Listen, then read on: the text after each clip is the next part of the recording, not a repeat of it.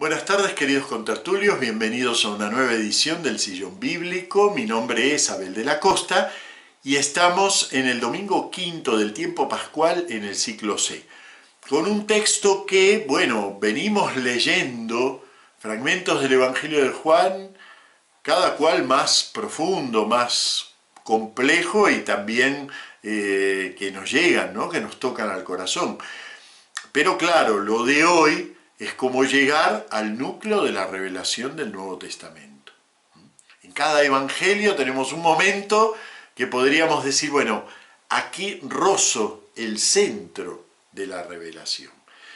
En el Evangelio de Juan rozamos ese centro de la revelación en muchos momentos, pero de una manera especial en el mandamiento del amor. Se diría que aquí queda al desnudo el sentido de la fe cristiana y por qué era necesaria una nueva fe en el mundo. ¿Acaso no había muchos modos de llegar a Dios? ¿Acaso el propio Dios no se había ido revelando en el Antiguo Testamento?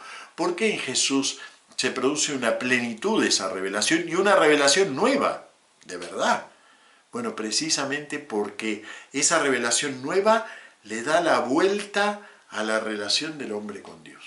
Se convierte en el mandamiento del amor. Vamos a leerlo. Dice, os doy un mandamiento nuevo, que os améis unos a otros. Claro, no ahí se queda y dice, en realidad no es muy nuevo eso. Eso se puede deducir, pero dice, ahora sigue, ¿no? Como yo os he amado, amaos también unos a otros.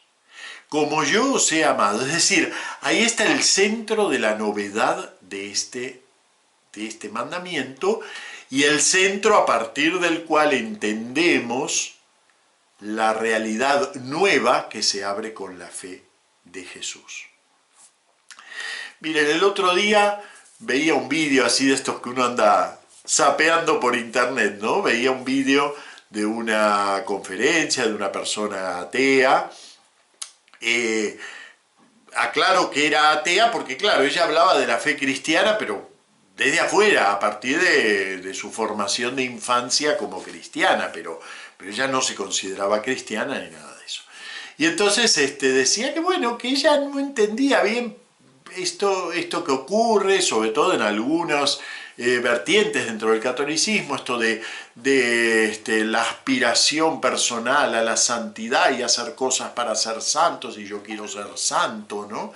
Y que ella eso no lo entendía, porque ella imaginaba, decía, ¿no? Que si una persona es santa, ya lo declarará la Iglesia. Eventualmente, si Dios existe, obviamente para ella no, si Dios existe ya lo declarará a ese como santo, pero que la persona haga cosas para ser santa le parecían un absurdo. Y la verdad es que me dejó pensando, digo, en parte, cuando nosotros nos planteamos la fe cristiana como una relación mía con Jesús, estamos pervirtiendo esto que dice Jesús. Porque Jesús empieza por poner el centro en amarnos unos a otros como Él nos ha amado. O sea que no mirándolo a Él, sino mirando desde Él y mirando como Él. Eso es la fe cristiana. Mirar desde Jesús, mirar como Jesús y realizar por el otro aquello que Jesús hizo por cada uno. Claro que es una tarea difícil. ¿Se puede mandar? Sí. El mandamiento del amor es un llamado a la acción, no es la invitación a tener un cierto sentimiento, una cierta inclinación o más o menos adquirir una cierta mirada, sino que es un llamado a la acción. Es repetir lo que hizo Él. ¿Qué hizo Él? Podría haberse quedado eternamente mirándolo al Padre, En el principio estaba la palabra y la palabra estaba de cara a Dios. Así que ahí, la palabra y el Padre mirándose eternamente y amándose eternamente. No necesitan de nada. Pero no. Se da vuelta, podríamos decir. Se despoja a sí mismo, como nos dirá luego el himno. Se despoja a sí mismo y sale al encuentro de aquel que es nada para hacerlo algo. Va hacia aquel que está en postrado y lo saca y lo levanta. Y luego nos dice, amaos unos a otros como yo os he amado. De la misma manera, es decir, no mirándome a mí, sino mirando desde mí. Y yo creo que eso es la caracterización de la diferencia entre la fe cristiana y cualquier religiosidad humana, incluso muy pura, muy bella, que nos podamos imaginar. La religiosidad es buscar a Dios. La fe cristiana es buscar al hombre desde Dios. ¿Y por qué hay que buscar al hombre desde Dios? Porque somos los tentáculos de Dios. Somos las manos y los brazos de ese Dios, que busca a cada hombre. El otro día, seguramente muchos conocen la figura muy conocida de James Martin, ¿no? El jesuita norteamericano que hace una pastoral LGTB muy inclusiva, pero claro, está siempre en el límite, ¿no? Y siempre tiene grupos que lo atacan y que esto, que lo otro, ¿no? Entonces, le ha pedido ya varias veces al Papa opinión, ¿no? Y el Papa, con una frasecita muy menuda, lo avala en su pastoral. ¿Pero por qué lo avala? No porque sea LGTB o no LGTB. Lo avala porque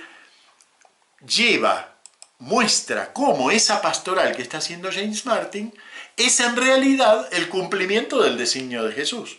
Y entonces se lo dice con esta frase. El padre Martin le pregunta, ¿qué es lo más importante que las personas LGTB necesitan saber sobre Dios? Eso es lo que le pregunta. Yo diría, ¿qué es lo que las personas necesitan saber sobre Dios? No sé si LGTB, XQ, lo que fuere. ¿Qué necesitan saber sobre Dios? Y entonces, esta es la respuesta del Papa Francisco. Dios es Padre y no reniega de ninguno de sus hijos.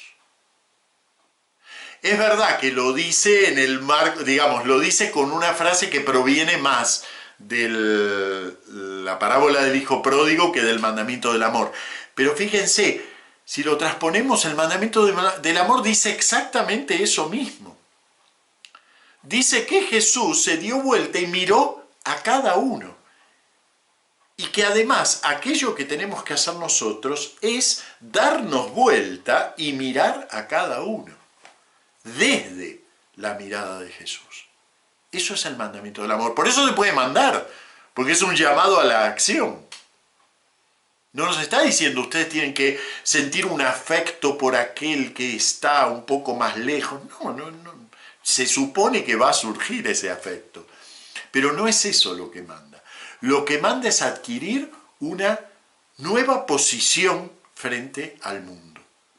No estoy buscando yo a Dios afanosamente y que Él me mire y yo sea santo, sino que lo que estoy buscando es que desde la santidad de Jesús, que me tomó a mí y me puso en posición de ser sus brazos y sus pies frente al mundo, yo lleve esa imagen de Dios a cada uno del mundo.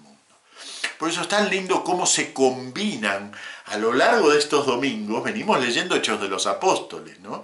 Y Hechos de los Apóstoles nos va mostrando, fíjense, ¿no?